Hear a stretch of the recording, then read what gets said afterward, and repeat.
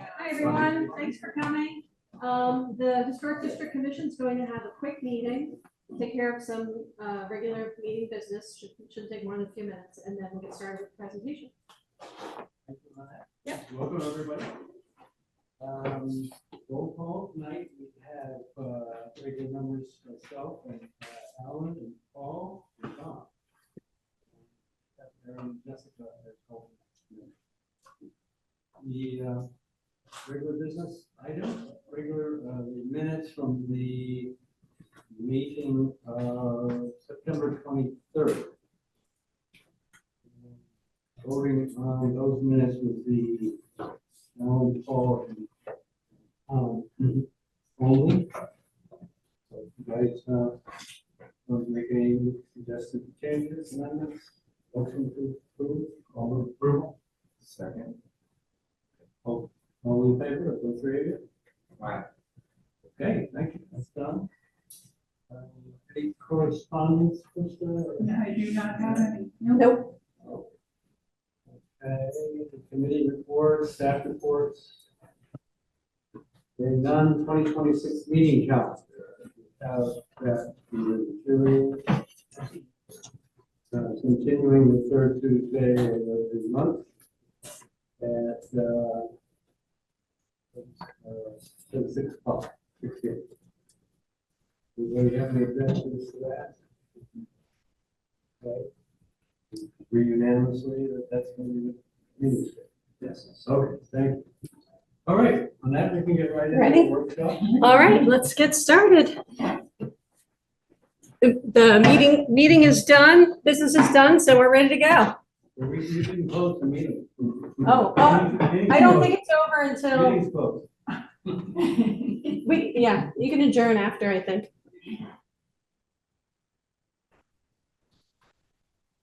Stacy, Mary, can you hear us? Oh, yeah, okay, Hi. okay. You all set? All set to go? All right, we're ready. Okay, I guess I'll start. So thanks for asking us to be there. I'm sorry for various reasons, the two of us could not make it in person, so I'm glad you were able to set up a video option. I'm Mary Dunn. I work for the State Historic Preservation Office, which is part of the Department of Economic and Community Development. I'll let Stacy introduce herself in a minute. And we're just here tonight to talk about, mainly in the context of homes, the Secretary of the Interior standards, and we'll talk a little bit about different treatments for your home and materials that you should or maybe shouldn't use. And some financial incentives. Are there many members of the public here, or is it mostly the HDC? Because we can tailor it accordingly. We have about 15 members of the public. Great. Okay. A Good. couple on Zoom. All righty. So I guess Stacy, you can introduce yourself. Hi, I'm Stacy Vero. I'm a circuit rider, which means I'm a field service officer, technician with Preservation Connecticut. We're the statewide nonprofit. I'm also the education manager now. Preservation Connecticut is, as I said, a statewide nonprofit. We partner with the State Historic Preservation Office and have been doing so for many, many years now. So I'm going to turn it back over to Mary so she can start. And sorry we can't be there. I unfortunately totaled my car last week, or else I would have been there. So sorry. Okay. Slide. Oops.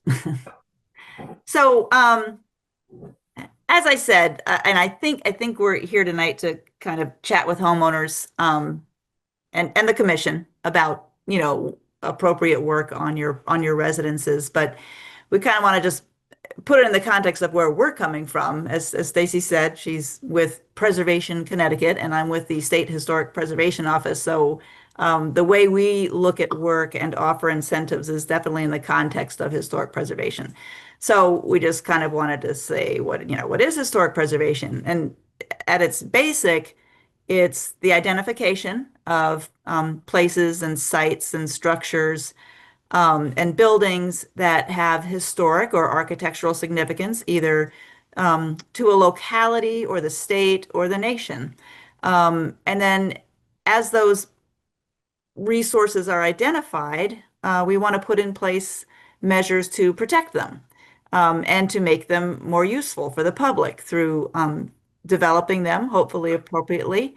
As I said, our office is housed in the Department of Economic and Community Development because um, historic preservation can really play a major role in the economic vitality of a town. And it can offer certain tangible benefits to the property owner. Um, Historic preservation is also sustainability. We're very um, we want to make sure that people understand that we are part of um, protecting natural resources as well as historic resources, mainly through keeping buildings rather than demolishing them and replacing them with new materials that will probably not last nearly as long as the original buildings did. And then also, as part of the identification process, historic preservation offers an opportunity to discover and tell the stories of communities and people that we don't yet know about. We don't want to run the risk of demolishing properties that might be tied to important history or important architectural movements. So that's why the identification is really the first step, followed by protection. Sorry if you can hear my dog in the background, but next slide, please. So the formalization of historic preservation began with the National Historic Preservation Act of 1966. That is the act that set up state historic preservation offices around the country, created the National Register of Historic Places, and basically established provisions for the identification and protection of historic resources. And then ever since 1966, the act has been amended to include financial incentives like the tax credit program and various other aspects of historic preservation. And Stacy, if you want to jump in at any time, that is fine with me because I might be a little cursory here. But basically, on the national level, people we say that the act actually protects you from the government. It doesn't impose government law on you.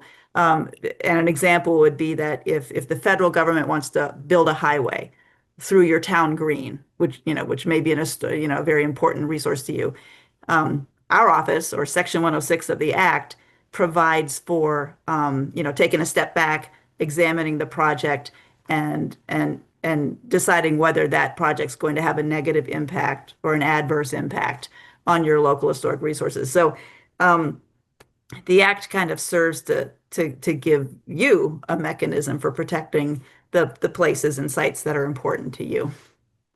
And it was really the start of identifying, assessing, recording, and then therefore protecting historic resources in the context of planning within the United States. So that happened at a very early date. When you think about the EPA versus historic resources, this predates that.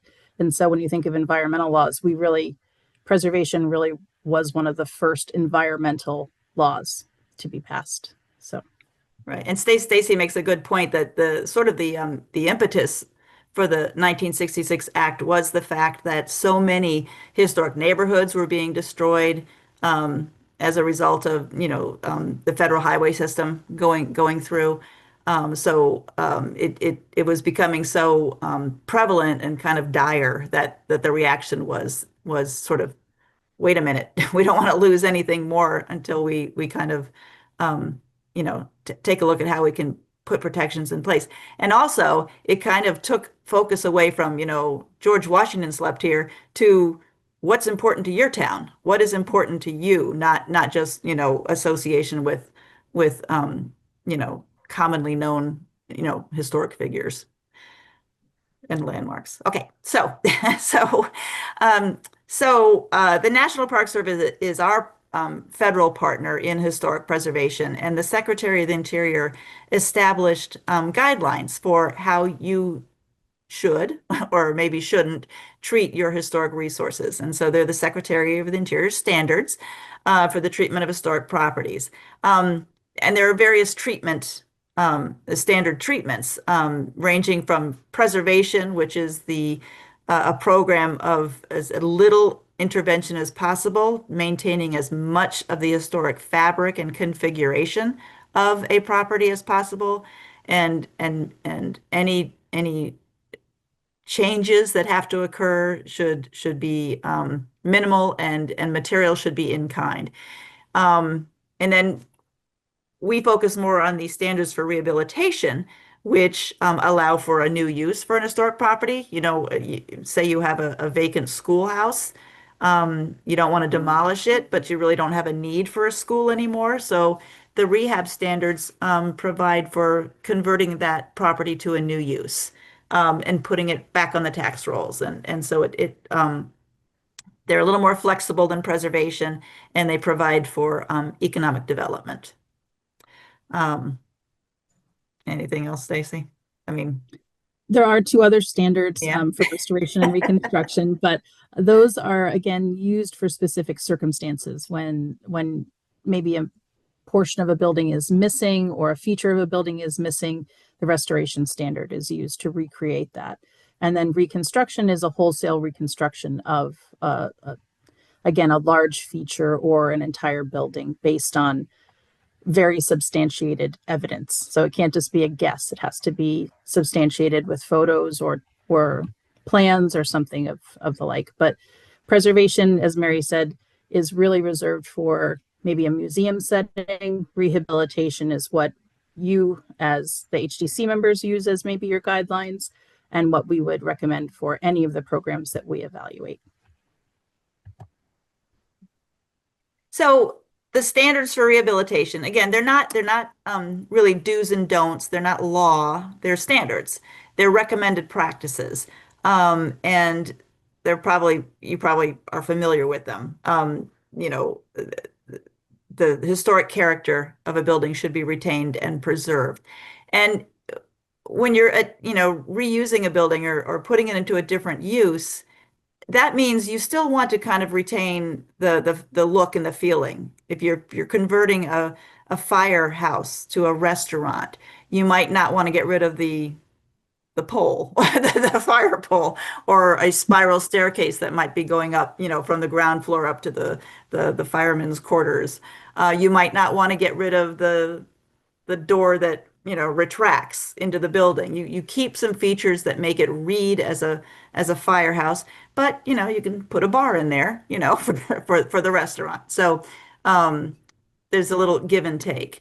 And while you're converting something to a new use, you want to retain as many distinctive features and construction techniques as possible. Any milled wood or plaster ceilings, things like that. You want to repair things rather than replace them with new materials. If something is severely deteriorated, you want to replace the material in kind. Although Stacy's going to talk a little bit later about various other options for that. We talked a little, Stacy mentioned the reconstruction or the restoration standards. You don't want to create a false sense of historical development. So if you take that fire station and convert it to a restaurant, and you want to put a rooftop, dining area, you might want to hide it behind the parapet or something. You just want to not just add things to a building that never would have been there. And you also don't want to mimic the original building to the point where it looks like it was always there. So there's kind of give and take with the standards. And they, frankly, they take experience with review to kind of over the years to kind of come to a good understanding of how the standards should be applied. I guess next slide. Again, I guess we talked about this. Deteriorated features should be repaired rather than replaced. There is, no, there's not. No, yes, there is. There is the Secretary of the Interior does address substitute materials. We don't want to say all substitute materials are bad or any, brand names are bad, but since so much has been untested, we either recommend using substitute materials on a limited basis or waiting until we see how the material performs over time. And we especially don't want to sacrifice any of the historic fabric of a building during the use of implementing a new material. So that again needs to be examined in the context of the building's history and its architectural features. And so, yes, Preservation Brief 16, and we'll talk a little bit about the preservation briefs later, does address substitute materials on historic exteriors. And as I said earlier, the standards are added and evolve over time. And there's actually a whole set on sustainability. And that one is of particular use to the commission because it does address things like solar panels, replacement windows, and kind of provides guidance on how to review projects that include these types of things and what to consider if you're going to approve or deny a certificate of appropriateness. But of course, the basic foundation of sustainability and preservation is the greenest building is the one that's already built because the amount of energy it would take to demolish that building, put it in a landfill, extract natural resources, or produce unnatural resources, synthetic resources, transport them to the building site. All of the energy that's used to do that exceeds the energy savings that you would expect, by putting that new building into use. So it's really, really best to keep the building that's been standing for over 100 years, before you start thinking about demolishing and replacing. And we call that energy embodied energy. And so when we talk about the materials, which I'm going to talk about next, all of those materials have embodied energy too. So when you're talking about a historic building, retaining as much of that embodied energy in the structure itself and in the labor and in the movement to the structure and, the delivery and the processing and all of that is what makes up the energy, that embodied energy in the building that can actually be calculated out. So another thing, Mary, I don't know, I don't want to jump in and cut you off, but there is a guidebook that the SHPO has for homeowners, specifically for historic houses, and it gives a tremendous amount of guidance relative to all sorts of subject areas, and you can get it on the SHPO website. So there's a copy that you see here, but it is available on the SHPO website.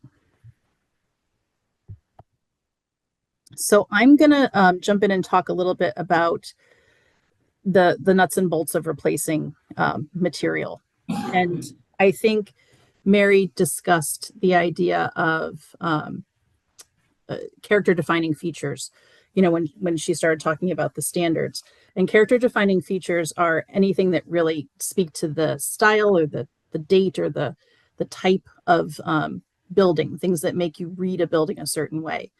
And those typically, when you're talking about a house in New England, are made of wood or brick or masonry, but typically wood. So as you can see on the right-hand side, there is two examples of the same species of wood. I don't know the species. Maybe someone there does, but grown 100 years apart from one another. And you can see how dense the old growth wood is. And that old growth wood is not only denser, but it prevents rot, it prevents insect damage. It is infinitely reparable. So you can sand it, you can repair it, you can paint it, and it will remain, for the most part, if maintained, for many, many years. So that's something to always consider as to why maybe original materials are superior to something you could buy today. So even if you're replacing in kind.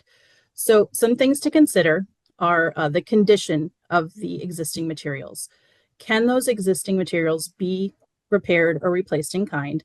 And are they even still available? So that's number one, basic. Can the design of the replacement materials replicate what you have? So does the proposed replacement match the original in not only the appearance, but the profile, the color, the texture, the absorption factor?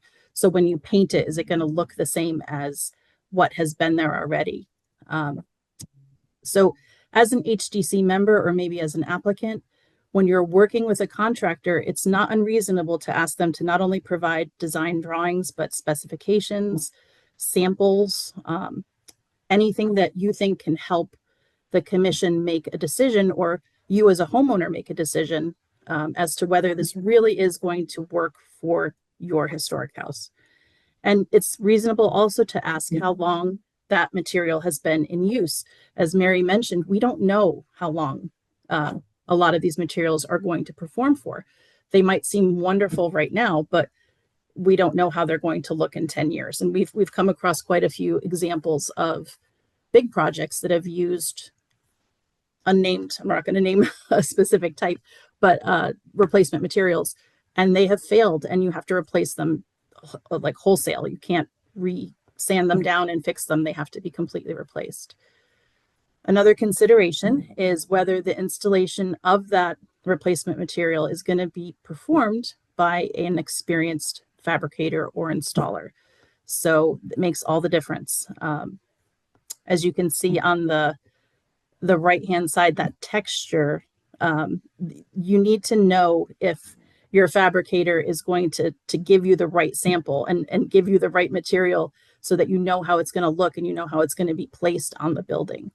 So that's all very important information. And then how do the original and the replacement materials work together? Will that new material compromise the performance of original materials that are already in place? And most importantly of all, is the work reversible? Reversibility is number one. If you can reverse something, generally it's not allowable, but I'm not saying any replacement material is simply allowable, but reversibility is always key. And it's something to keep in mind when you're dealing with solar panels, windows, any feature that you're working with. So one of the things Mary and I come across the most are replacement window requests. And we're going to come at this from a preservation point of view, as Mary said at the beginning. So think about it this way. We're kind of the opposite of your typical window salesman. So we're gonna give you the opposing viewpoint. But this is backed up by fact that only 10% of a typical home's heat loss happens through the windows. Most of it happens through the roof because heat rises, it goes up, it goes through the chimney, it goes through the attic. So really, the total heat loss in a home is pretty minimal when it comes to the windows. Now, it might not feel that way. I'm sitting next to a very drafty old window myself, but it's still not going to be as much as what the rest of my house is losing. So they're not as inefficient as you might think, old windows. So a lot of studies have also showed that a rehabilitated, that means a window with new glazing, with new weather stripping, that has been properly glazed and puttied and painted, combined with a new storm, can perform as well as or even better than a replacement. And we are currently working on a project with the SHPO to prove this. We're working on something to actually create a case study on this. So hopefully that will be ready by the next time we talk to you. But something else to keep in mind is that replacement windows only have between a 10 and 20 year warranty. So when people are saying it's a lifetime warranty, it's often not even 10 years that they do last, these new windows.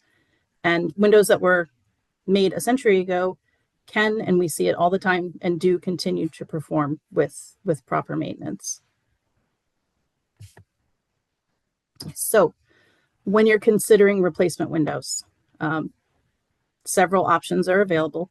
You can have wood replacements, you can have aluminum clad wood replacements, you can have vinyl replacements. All of these are the least best case scenario, right? So these are sort of like the last resort. If your window's completely gone, it's completely beyond repair.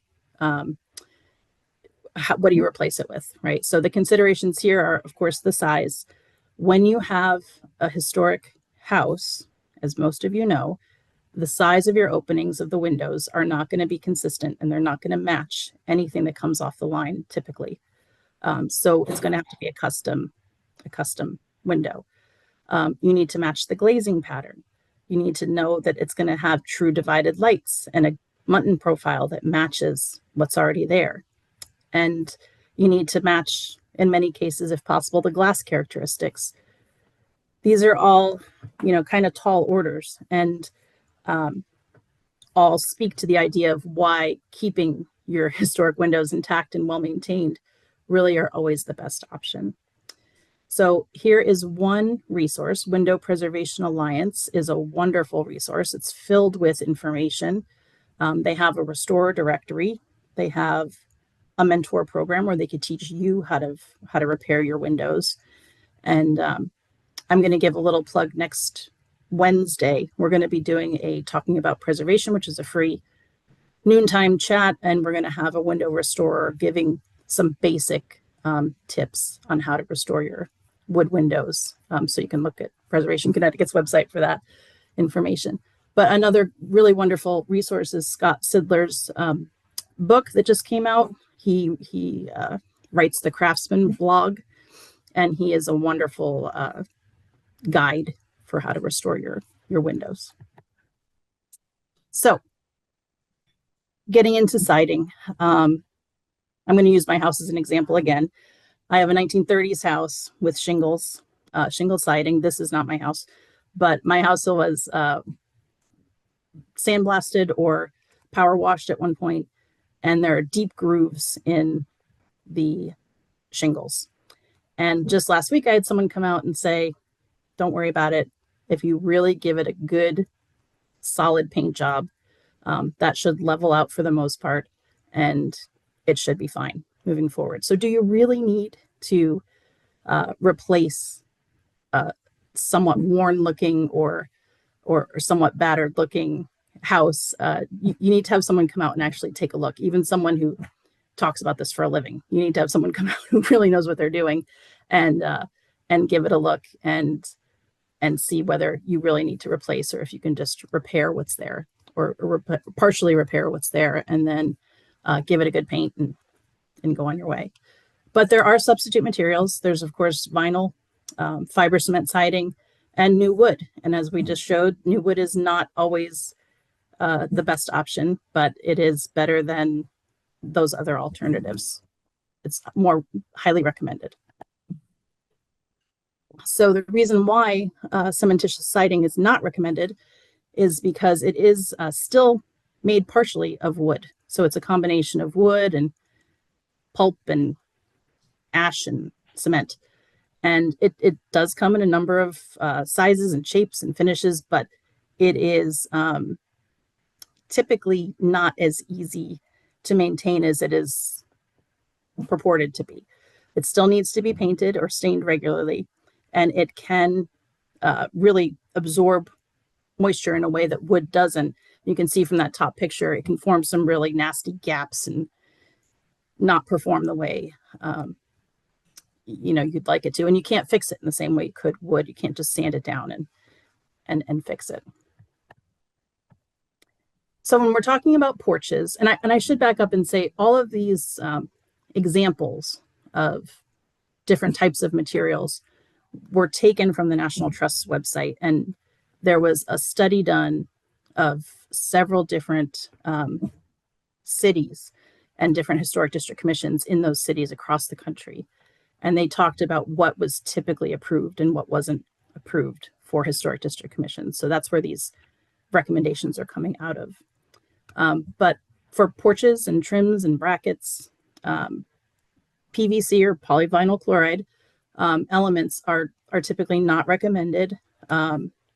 They split and they crack and they yellow, and often that texture is way too smooth, and it just reads really poorly even from a distance.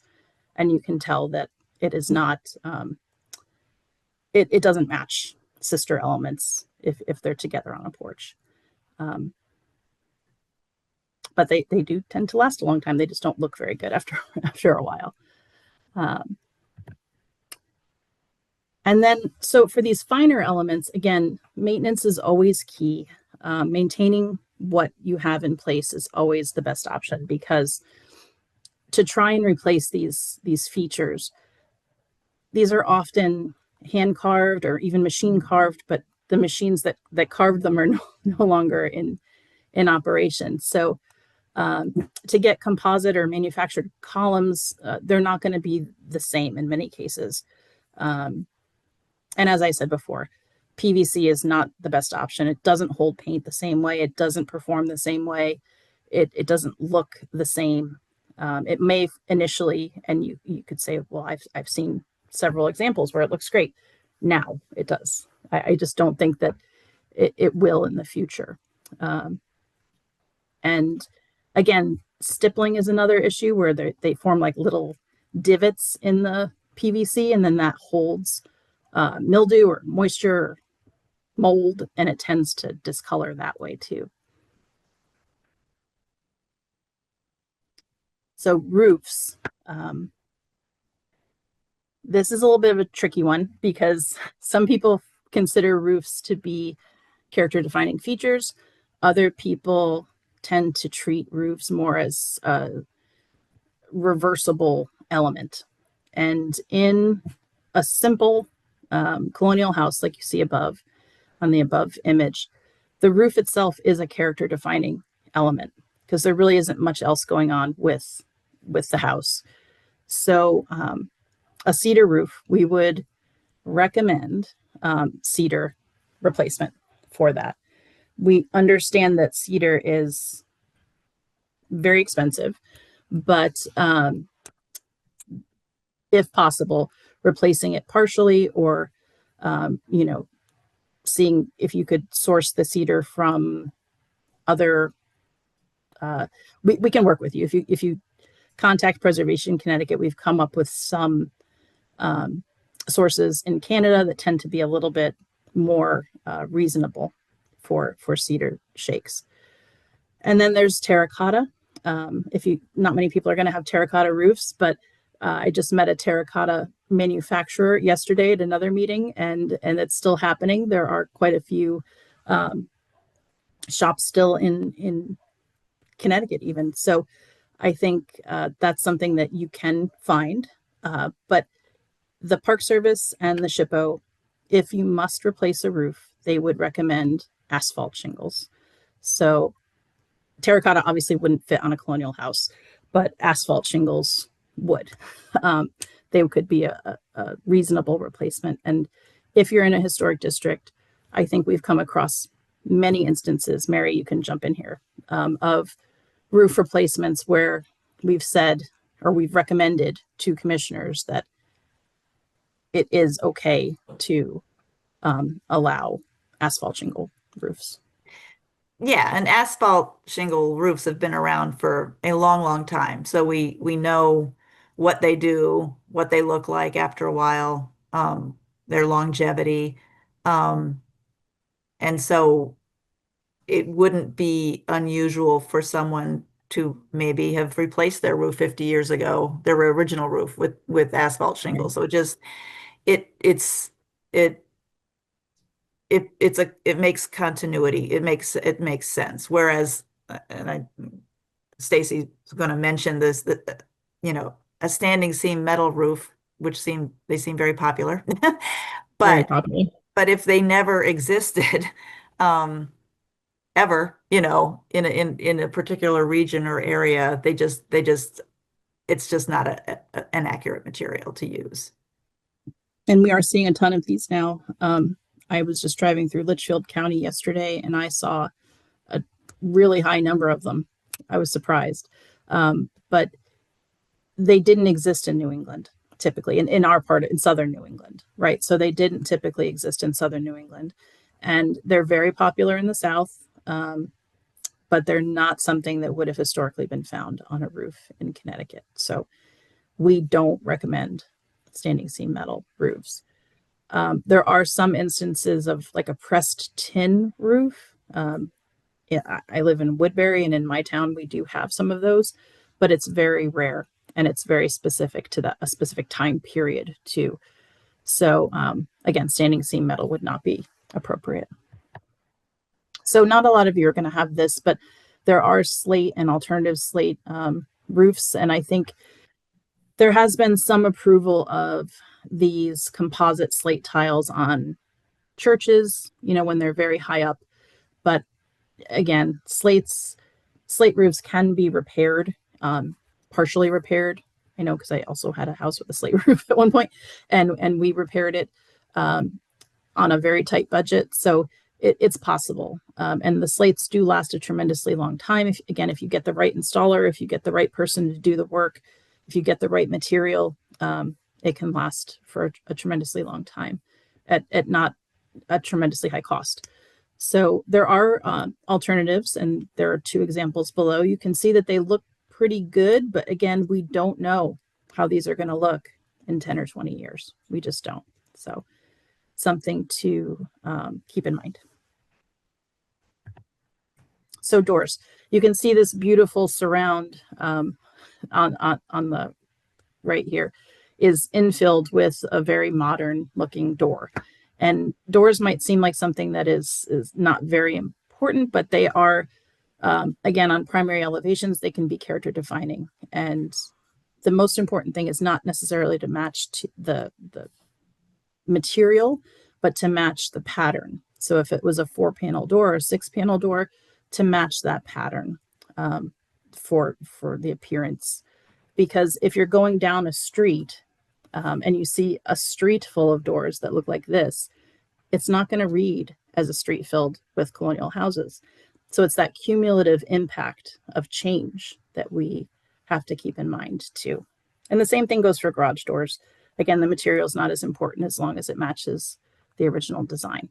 But if possible, wooden doors are always the best option. So what do you use? If we're telling you not to use all these things, what can you use? And it's kind of exciting that there is a new set of products on the market. And we're just sort of learning about them in the past few years. But modified wood is coming into popular use. And there are 3 types that I found that are most prevalent. The first is acetylated wood, which is they use a real fast growing pine, and they soak it in this runoff that is like a vinegar.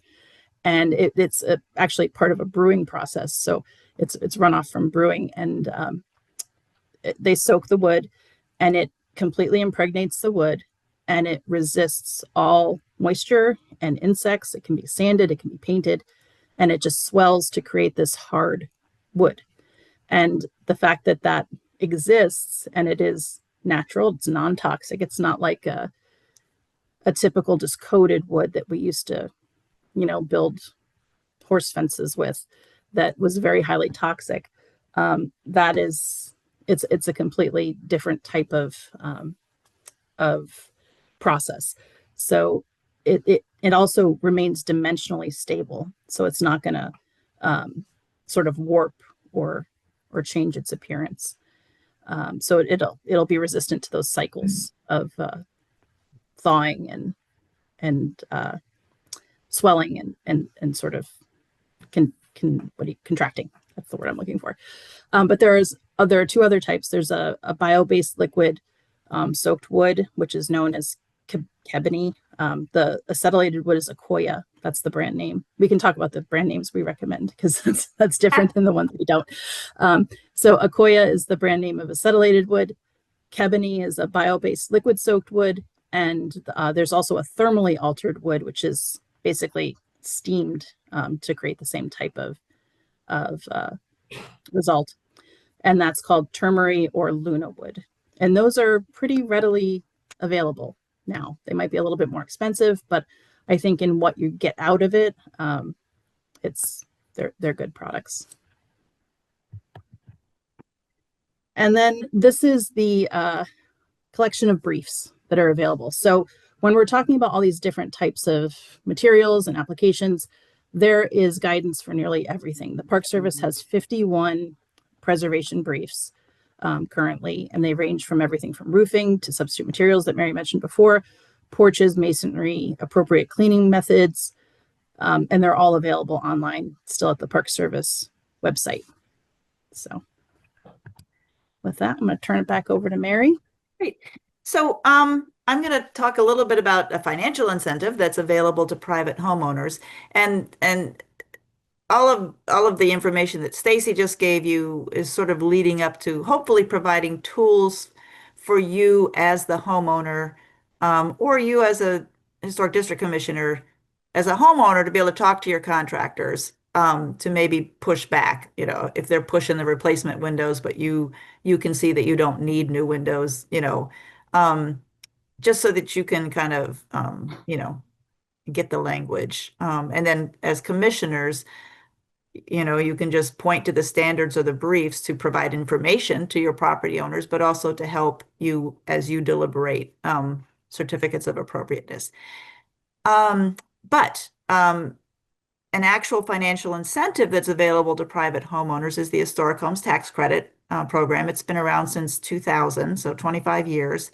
And it is a tax credit equal to 30% of qualified rehabilitation expenses, up to $30,000. So if you have to spend $100,000 on your house, replacing the roof, restoring the windows, it also includes interior work, upgrading your plumbing and electricity, you can get 30% of that $100,000 back in the form of a tax credit, which can either be taken on your state income tax return or exchanged for cash to another qualified buyer. And actually, Eversource has been a very supportive of this program for the last 15 or 20 years. And they actually will purchase the tax credit dollar for dollar and then use it on their taxes. You do have to spend at least $15,000. It used to be $25,000. We got the legislation changed to 15. We'd like to see it go a little lower because we'd like to make it, available to as many people as possible. Except that these days, material and labor is so expensive that it may not be difficult to spend $15,000 on your house. In any case, that is a program that our office administers, and Aaron Fink, who runs the program, would be happy to do a workshop specifically on that credit. And I would also be happy to answer any questions after this. To be eligible for the program, you need to be your house needs to be formally designated on the state or national register. So Stacy, I guess next slide. And this is an opportunity to let people know that there is a difference. You have the National Historic Landmarks, but we don't really, I don't think there's any private owners of National Historic Landmarks anymore, but the National Register of Historic Places is kept by the National Park Service. It is the list of properties that are important historically or architecturally to the story of our nation. In Connecticut, if a property is listed on the National Register and someone wants to demolish it, any citizen has standing to try to sue to prevent the unreasonable destruction of a property listed on the National Register. Other than that, though, it's really just an honor. You can do whatever you want with your house if it's listed on the National Register, only on the National Register. You can paint it any color you want. You can, add to it. You can make any changes you want. So there are no restrictions associated. Then there's the state register, which is kept by our office, and those are properties that specifically are important to the history or the architectural history of the state of Connecticut. This is the least fettered designation. There's really no restrictions. The Environmental Protection Act does not apply to state register properties. It's basically honor and recognition. but it is the threshold for getting financial incentives. If you're a nonprofit or a municipality, you can get grants from our office for a property that's listed on the state register. And if you're a private homeowner, you can apply for the Historic Homes Tax Credit Program if your house is listed on the state register. It does not have to be on the national register. And then, of course, as you all know, the local historic district is the one that's created by a local ordinance in your town. And that is part of a, preservation plan that does provide for regulation or review of changes to architectural features that are visible from a public way exterior. Up until 2019, anything in a local district was automatically listed on the state register. So I'm pretty sure your local districts are also state registered. They may even be national, because a lot of national register districts kind of select areas to become locally designated. Next slide. So as I said, the state register is an honorary designation. You do have to fill out or prepare a nomination form, which you can either do on your own or hire someone to do for you. Unlike the National Register, which prefers to start looking at properties that are 50 years old or older before they are considered for listing, with exceptions. There is no age restriction on state register properties. And as I said, the Protection Act does not apply. That program is managed by Marina Wisniewski in our office. So if you're interested in getting your house on the state register, you can contact her to get that process started. And as I said, the local historic districts and properties are purely a municipal action. Our office does review the study report that creates a district or a property. But after that, as you know, a district requires a 2/3 majority vote of the property owners that are voting in order to be considered. But then your local legislative body actually has the final say. I've seen districts that had a 95% voting in favor, and then for some reason, the local legislative body does not put it in place. So it's definitely a local municipal action, and then it results in an ordinance that provides guidance to the Historic District Commission on how to review work that's visible from a public way. Yeah. So if you don't know if your property is listed, you can either call our office or you can go to this website, Congress, which has pretty much every property in our paper files now digitally available. You just type in the address and the town, and it will pull up that property and tell you if it's designated. And that's indicated by these different colors. Blue is national, green, I believe, is state, and purple is not local. It's opposite the HRI. Oh, I'm sorry. yeah, the HRI are green and the purple are state. Okay, and blue is national. Yeah. But it also has all the local districts in there too. So if you don't know, and it's kind of fun to kind of, noodle around and see what the designation is. So if you click on the dot, which is associated with the address, it will also bring up a PDF of the designation form. So you can actually see, read about the district that it's part of, or if it's individually listed, you can read about why it's listed. I guess next slide. So if you want to prepare your own state register nomination or just do some history on your house, there are tons of tools. You can start locally with your local historical society or your public library, which usually has a local, local references in their reference section. Ancestry, newspapers. Connecticut State Library is extremely useful, and they're extremely helpful to help you research your property or your town. I guess that's it for that one. Next slide. Sorry, I always wanted to say one more thing. Oh, I love yeah. these historic maps because they do have all the owners' names on them. And so you can trace it back. You know, if you find an owner's name, then you can go to Ancestry, pop that name in, and start finding out more about that person. And it's just, these maps are just such wonderful resources. And in Old Saybrook, and you just have tons of them. You have Yeah. a tremendous amount of them compared to a lot of other places. So I encourage you all to check them out if you're interested. Yeah. Okay, to the next slide. Okay, so are there any questions about materials or designations or the Historic Homes Tax Credit Program or anything? You see me? Oh, We have one here. I never heard of a state, what is it, a state Yeah. historic district? I've heard of a national historic district.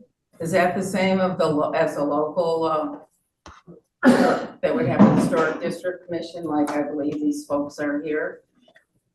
No, the state is like is the sort of in the middle. It's basically for honor, and it is also provides a threshold to access to financial incentives like the Historic Homes Tax Credit or grants if you're a nonprofit or municipality. Um, to tell you the truth, and Stacy, I'm going to put her on the spot because she was the state and national register coordinator in our office for a while. Yeah.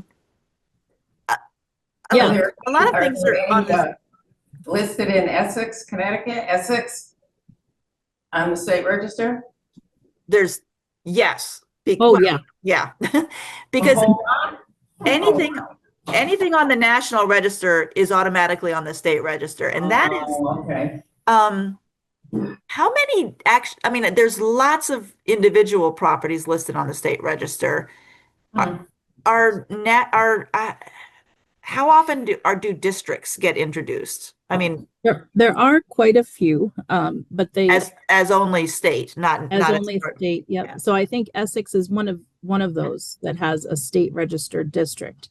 So that's something that was done maybe in 2015, 16, or maybe even more recently. But so in many cases, state register doesn't really require owner approval in the same way that national register does. So national register, you need to have a simple majority of approval in order for the nomination to move forward, right, and go to the Park Service. The state register doesn't require that. So there have been several historic districts that have made it to the state review board. That's the body that makes the decision at the state level. And then they've been approved and they become state registered districts. So that's how that can work. And as Mary said, also, all of the local historic districts that were created prior to 2019 were also automatically listed on the state register. So the state register is a really interesting tool because for many years, a lot of things fed into it. So you had your local historic districts, you had some surveys of maybe even state-owned properties. There were some 800 state-owned properties that became listed on the state register. So there are a lot of ways to get listed on the state register. And that's very important because, as Mary said before, the state register is the threshold to start accessing funding. So that's why it's a really wonderful tool and a wonderful designation because, again, purely honorary, lots of benefits. Yeah, no restrictions, but lots of benefits. And also local historic districts that were reviewed by our office for recommendation, but maybe didn't get passed at the local level are still on the state register. So both local districts that were where the ordinance was actually put in place, but also those where it failed, like the ballot, like it wasn't voted in, or the local legislative body did not vote it in. They're still on the state register. So there's a lot on the state register. Mm-hmm. You And can't to be be, on state register. You have to sorry, be national register, to be on the state register, or can you just have a separate area? you can have a separate, yep, you can be just listed on the state register. So you can individually list a property or a district on the state register too. Mary, I have a question regarding a district that is nationally registered. Mhm. Do the individual properties in that district also fall under the national registration, even though they're not singled out as national register? Yes, and that is a common question. If you're part of a district, everything in the district that's listed as contributing in the nomination has Right. the same level of designation. That's why if a property is listed in a district and the owner wants it individually listed, we generally don't encourage that because it already has, the same level of designation. It's just not, individually, but But with respect to, for example, demolition mm, property in a national registered district, and that property is contributing, though not specifically listed in the national register, that it would still fall under that requirement that you described. yeah, it falls under the Protection Act and it is listed. I know, I understand there's a little, I understand the feeling that a district is like a thing, one thing, and so everything in it isn't the same. But if you're in a district as contributed, you're listed. You can say Right. my property is listed on the National Register, Right. even if it's in a district and not individually listed. Perfect. Thank you for the clarification. Sure. So I have a question. Mhm. Bathroom. If I have a house that is in the district and is contributing, and I need a new roof, can that get the tax credit? Yep. Yes, it can. The roof has to be at least $15,000. But Wait, you said the roof has to be what? well, you have to spend at least $15,000, as part of the program. But That's crazy. Done. yeah, right. I know. I don't even want to talk about how much my roof cost. But say the roof only cost 5,000. If you also needed to paint for another 10,000 and upgrade your plumbing or electricity for another 5,000, you can bundle stuff together as long as you're spending at least 15,000. So yes, I mean, yeah, if you're in the national register, if you're in the national register, you're also on the state register, and state register is all you need to be eligible for the tax credit program. And if you're in a local district prior to 2019, you're also on the state register. So You just need to live there also. It needs to yeah, be. it's for Definitely. owner occupied residences, but it is for residences up to 4 units. So if you own a 4-unit house and you live in one, but you rent out the rest, you can apply for the credit. And in fact, you could apply for up to 100. It's per dwelling unit. So if you had $400,000 worth of work to do on that house, you could get $120,000 in tax credits because, is that correct? 30 times 4? Yeah. Yep, because you can Yes. get one for each unit. Yep. Yeah, exactly. Yeah. So, but it is an owner occupancy program. It's for owner occupants. So you can't use it for like a vacation house or something. Your primary residence, sorry. I have a question about materials. I've heard that linseed oil-based paints are better for exterior work. Do you have any experience with them? So every year, Marina Wisniewski Yeah. does a wonderful demonstration at the Spark event in Kent, which is happening this weekend, on linseed oil paints. And yes, linseed oil paints are incredibly durable. They're long lasting. They're the best option if you can get your hands on them. So we do recommend them highly. And they also have really wonderful colors. The vibrancy of the colors is pretty great. So Recommend any brands? I don't know of any specific brands, but if you want to exchange your information with Lynette, I'm happy to get that information to you. Yeah, and I don't know if Marina has put her presentation into any sort of digital form, but she's a wealth. We can, between Stacy and me, we can get you more information on how linseed oil based paints work, where you would use them, and how you might find a contractor that knows how to work with them, Yep. and also brands. But we have to get that from Marina because she's sort of the expert on that, Mhm. at least in our office. She is. No, that's who we go to too. So Okay. A question. How difficult is it to get onto the register as far as what sort of criteria? You said that age is not a criteria anymore. So what is the sort of things that are being looked for to get a home onto the register? I'll let Stacy jump in too, but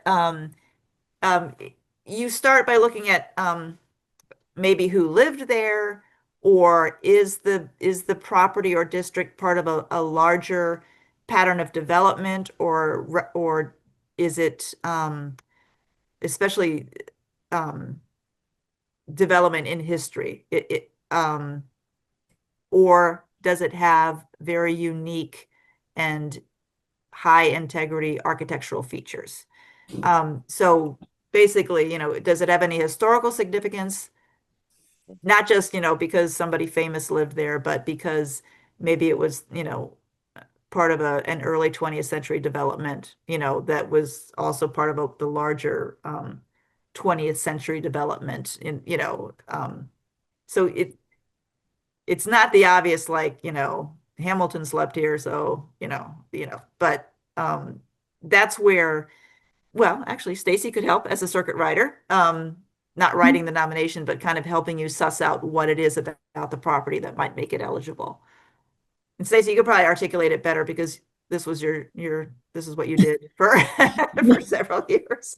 well, I mean, Mary did hit it on the head. It's not just the architecture. So it's the integrity of the building. So it needs to retain enough integrity that the period of significance that we talk about. So say you have a Greek revival house, right?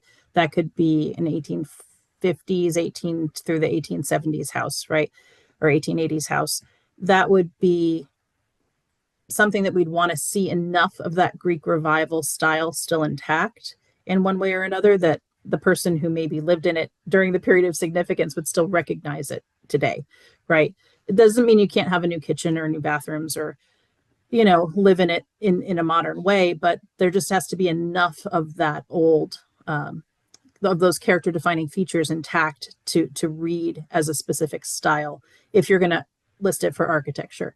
And then, as Mary said, it could be part of a broad pattern of development. So say it's part of say it was even a ranch that was really well designed and part of a series of ranches that were fairly untouched, that were part of a development, and they all were done at the same time.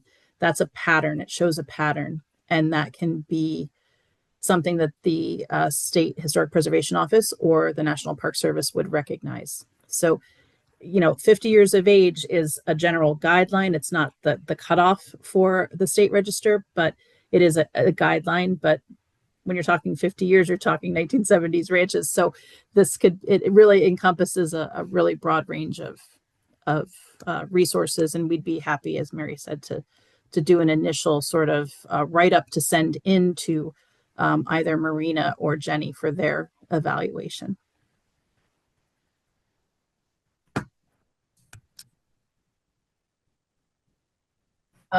Is Preservation Connecticut, how is it affiliated with the state of Connecticut, or is it just a separate organization that does a lot of preservation work? So we're affiliated with them. The funny thing is, most of us have worked for one of the other offices at one point. So I worked there. Todd Levine, who now works at so there's that connection. But we're statutory partners. So we actually the legislature created us as a statutory partner with the SHPO, and we work together with them on a weekly basis on everything. So I talk to Mary every week, I think. It's like Almost every day, yeah. it's like old home time. For, It's yeah, Preservation Connecticut is a statewide nonprofit. Mhm. Our office, although we do have a lot of financial incentives, is, I hate to say it, but more regulatory. We're Yeah. put in place by the federal government to carry out the historic preservation programs, Mhm. We're just fortunate to also be able to fund projects as well. Um, and um, So and we're more advocacy. I'd say like Yeah. we can and go education. and Yeah. education. So we can do things like, stand in front of a building and say, "Don't knock it down." Right? We can do that, right? Yeah. Because we're an advocacy organization. We don't tend to do that, but we tend to write letters. But we can be more outspoken in advocacy on advocacy issues. And as Mary said, they have a regulatory responsibility that we don't have any hand in whatsoever. So we both just try to help people, but in very different ways, just by the nature of our organizations. Question. With respect to the tax credit, can that be repeated frequently? If Yes, you're it can. having- Yes, it can. You can only have one application at a time, but just say if unfortunately you have $300,000 worth of work, if you can break it up into discrete projects, you apply for your first 100,000, do all the work, close out the tax credit, then you can turn around and apply again. So, it doesn't have to be 100,000, but I'm just saying if you have, several projects and you can break them out into discrete projects of $15,000 or more, you can definitely use it over the course as long as you need it. Thank you. Is there a time frame associated with that, an annual, or is it Oh, well, as you do the project? you can apply anytime. You have once your application is accepted, you have what's called a tax credit reservation, and that's good for 5 years.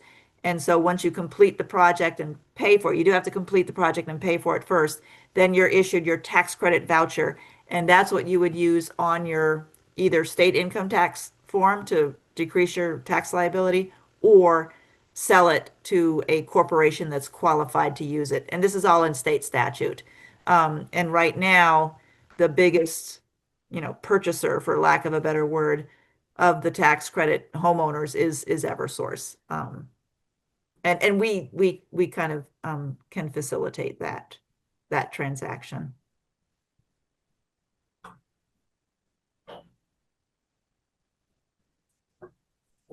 I do have one more question. I don't know who came up with the idea to do this meeting, but it's been very beneficial.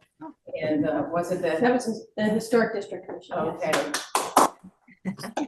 Are there in this town, historic district commissions? There's one Historic District Commission for the North Cove Historic District. There is, there's also a Historic District South Green, but that does not have a local historic district, so it's not regulated. Fenwick has one also. Okay, I thought.